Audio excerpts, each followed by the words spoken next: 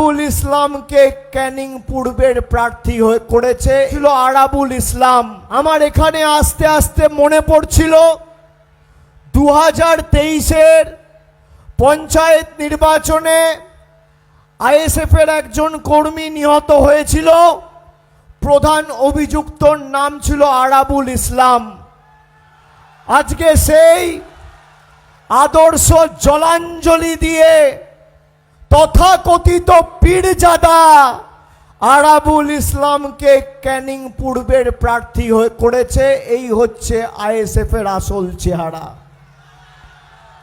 আমার এখনো মনে আছে, 2.5-3 বছর হয়নি, আইএসএফের কর্মীরা যারা এই বিজেপির বি টিম মির্জাফর গদ্দারদের হয়ে মাঠে ময়দানে লড়াই করেছিলেন, যাদের হাতে আইএসএফের কর্মী নিহত হয়েছিল, সে আজকে আইএসএফের নেতা। এই হচ্ছে পীরজাদার আদর্শ।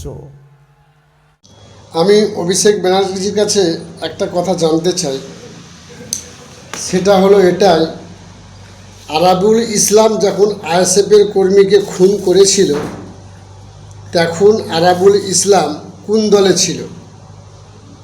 তৃণমূল দলে। দ্বিতীয় কথা, অভিষেক ব্যানার্জি বলছে আইএসএফের কর্মীকে খুন করেছে সেই পীরজাদা, সেই খুনিকে সেই দলের প্রার্থী করেছে। ঠিক আছে, তোমার কথা মেনে নিচ্ছি।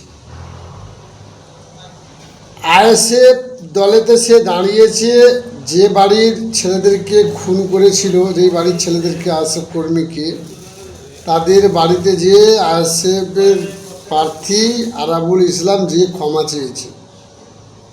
বিভিন্ন আইএসএফের যারা কর্মী ছিল তারা রিকোয়েস্ট করার পরে তবে আব্বাস সিদ্দিকী, নওশাদ সিদ্দিকী তাকে নিয়েছে দলেতে।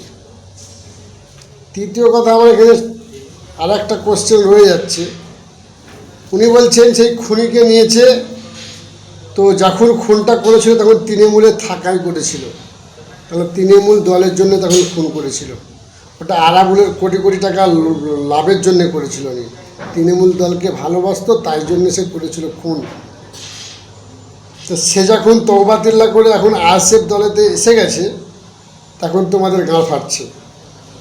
আমি পশ্চিমবাংলার মানুষের কাছে জানতে চাই, অভিষেক ব্যানার্জি যে কথাগুলো বলছে সেই কথার কমেন্টগুলো আমি তোমাকে দেখাচ্ছি। দেখো, এই কমেন্টগুলো তোমরা দেখবে, কমেন্টগুলো তোমরা নিজেরা দেখো, কমেন্টে লোকের যে কথাবার্তাগুলো কী কমেন্টে লিখেছে সেগুলো দেখো তোমরা।